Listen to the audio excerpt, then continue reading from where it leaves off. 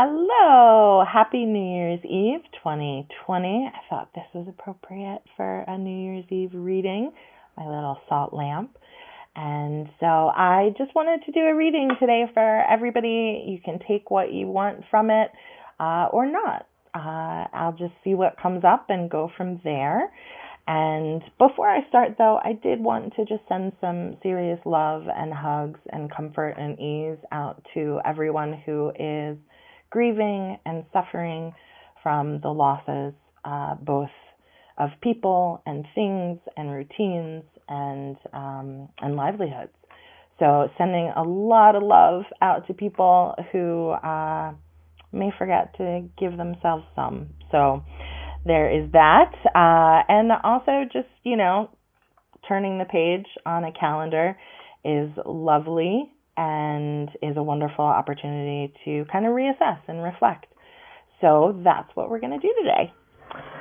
So I am using the Animal Spirits Oracle deck today, and just going to see what comes up and the energy that we're coming out of and the energy that we're coming into, and hopefully include some good advice. All right. So we are all coming out of a period of time where we had to learn about control, what we could control, what we couldn't control, and what was out of control. And so hopefully we have all taken some lessons from the last 12 months and really learned how to embody for ourselves how we show up in the world and how we are taking control of the things that we can control. And that is certainly continuing into the new year.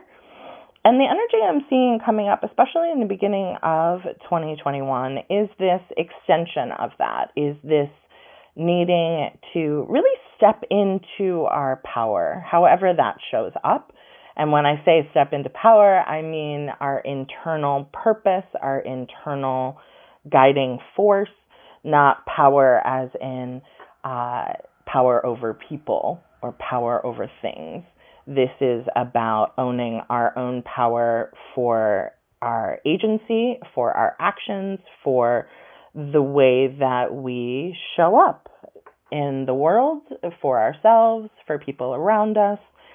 And it's about really embracing that, and we have this wonderful opportunity coming up of not necessarily redefining everything about ourselves, because that's an ongoing process, but it is this invitation to say, I'm here, this is who I am, this is what I'm doing, and I love you. And if they say, great, and respond favorably, then you've, added or continued expanding your tribe. It's very much about assuming power not from judgment and not from controlling the outcome, but more about how we can have fun with what we have available to us, as opposed to trying to take it from anybody else. Again, that is not the power I see manifesting in 2021. I see it more as a collaborative co-creation of what's next. And that's kind of a cool opportunity, especially if we are intentional about it, and especially if we make those decisions from our heart space and are able to really embrace ourselves. And that is super hard. I get it. I am continuing to work through that myself. And that's a process. And so one of the things that really helps us not only own our power, own our control, is focusing on those things that not only bring us joy, but that also make our heart expand. And that has been a little bit in short supply in the pandemic. And I'm not seeing the pandemic being completely over. I mean, obviously it's not. Even as we turn the page on a new year, that doesn't just magically make the pandemic go away. So there are obviously still things out of our control. moving into this new year, but the things that we are able to cultivate and really nourish ourselves is where a lot of our focus can be, whether that is making yummy food or distributing it and sharing it, whether it is financial sustainability or contributions, or just evening out some of the balance, because we have experienced a lot of imbalance being called out in 2020, and it's up to us how we decide to move forward with it. Because once you see something, there's the process of seeing it, and then there's the process of deciding how you're going to move forward with or without it. And so there's still some letting go. And letting go can be a beautiful thing when we do it with intention from heart space, as opposed to judgment or shoulding ourselves. I'm also seeing this beautiful energy of being able to create what it is that we want without being isolated in it. So there's a really lovely web that shows up in 2021 as an opportunity for us to network more. Certainly video chatting has become much more commonplace this year, and so continuing to reach outside your immediate circle is something that'll really help when it comes to showing up as our full, authentic self in our truth and integrity, because that is sometimes lacking in the world, and the universe is like, okay, it's time, let's do this. So let's do this. Because as we move through 2021, I see things speeding up and kind of compounding on each other. So it's not necessarily the tumbleweed flying by. It's more the, okay, here's a step, we're building another step, and then we build another step on top of that. And then once all the steps are there, you can just run up the steps. So there is that to look forward to, but we get to decide for ourselves, again, within as much control and power that we have, that we are able to drag our feet or move forward. I encourage moving forward. Dragging your feet this coming year to really step into your fullness is probably not going to go well. And it's also doing a disservice to yourself and those around you, but also indirectly to the world, because the more joy, the more love, the more sustainable and collaborative power that we express and that we utilize, the more there is in the world. And that, I think, is a really good thing.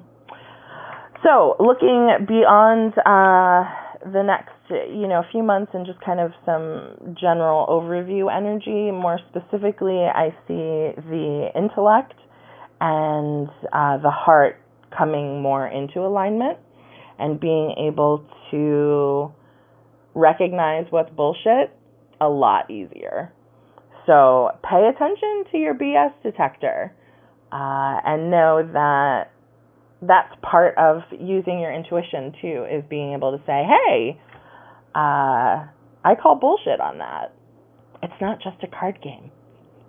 I do also see us being in a much better place this time next year, so in 12 months of having more of an evenness, more of a balance, and more of a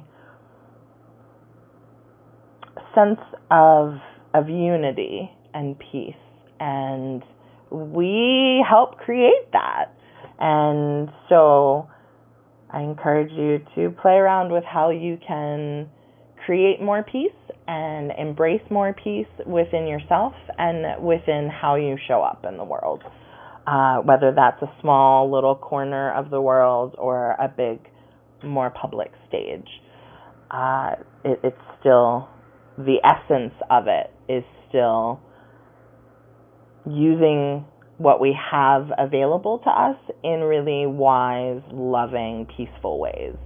And that goes back to the power piece as well.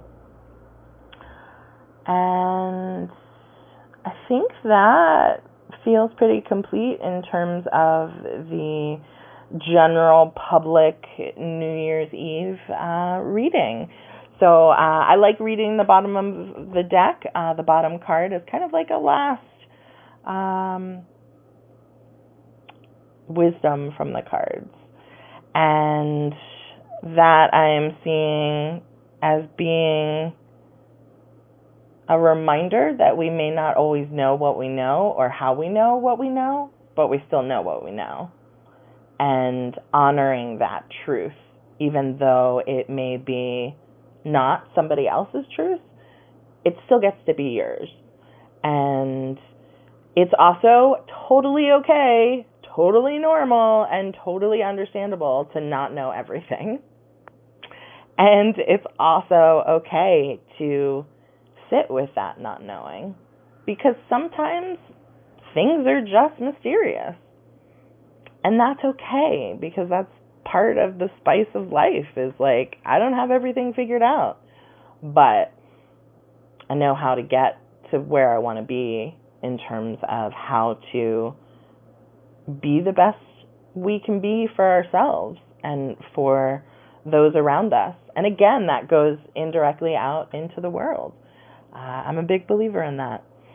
And so as we look toward 2021, just know that there are lots of opportunities coming up that will show differently for everyone, perhaps, but underlying that will still be the energy of taking more control of what we have within our own power and using that in a helpful, using that in a peaceful and joyful way to better move forward in our lives and really have that co-creation, that collaboration with people who support us, who believe similarly, who we love, who love us. There's a lot of opportunity for love and co-creation in 2021. So I'll see ya in 2021.